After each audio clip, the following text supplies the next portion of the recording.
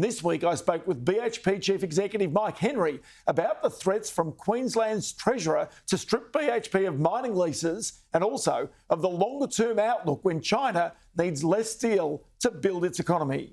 I'd come back to what we as BHP have been saying for a number of years now, and that is that, like every other major economy, as China continues to develop, their economy grows, it matures, it moves out of a steel-intensive phase, and we've been saying that that's going to happen over the decade that we're in currently.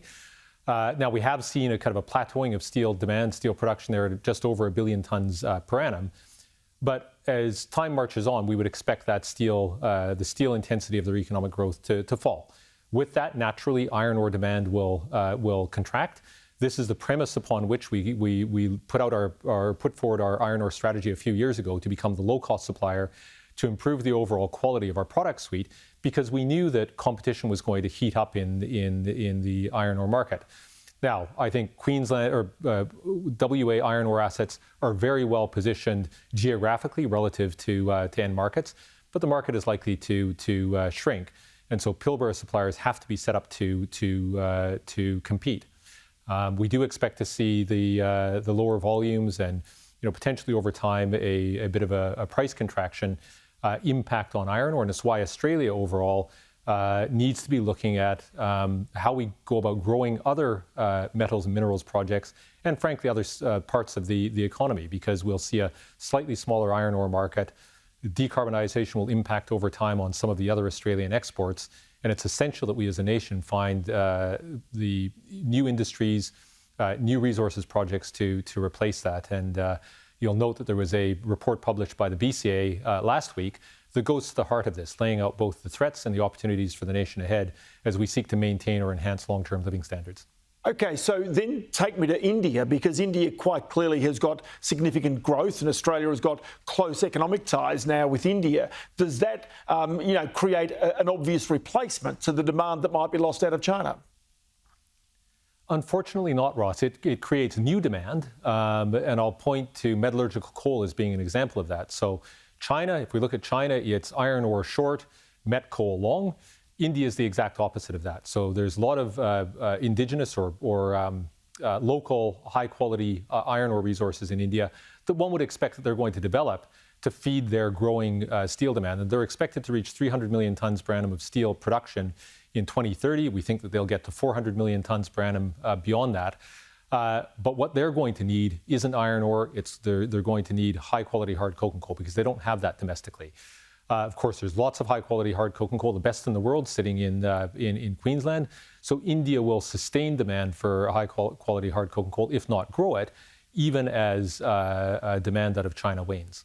But in the past year, you've paid the Queensland government almost an extra $1 billion Australian dollars, in fact more, in royalties. And yet you've got this week Cameron Dick, the Treasurer, saying that he might strip BHP of assets if they're not used. Now, in all regards, it doesn't really give you a welcome to invest extra capital into Queensland under those circumstances. So let me start by saying, Ross, that of course we're continuing to use these assets and invest in them. BMA is investing over $1 billion per year in sustaining production out of these assets, and we think it's a high-quality business. The comments that I've made really reflect, I think, an uncontroversial position, and that is that if returns come down because of a higher fiscal regime or higher royalty regime, and at the same time risk goes up, that impedes the attractiveness of those investments relative to other options elsewhere. I don't think that's particularly controversial. We do see long-term need for high-quality hard coking coal, both because of the growth in India, but also because this quality of coal, or this quality segment, will help steelmakers decarbonize, actually, in the medium term. So the opportunities are there. But capital, not just for BHP, generally speaking, the capital opportunities in the marketplace, or capital needs to compete versus other opportunities in the marketplace. And all we're saying is that given what's occurred recently, the opportunities elsewhere may be more attractive for growth. Again, we're continuing to invest in sustaining the underlying existing business. So this is a pretty strong message to political leaders in Australia, state leaders and also federal leaders, not to take for granted that they're the only place that the minerals might exist and may be able to be extracted and then sent to your markets around the world.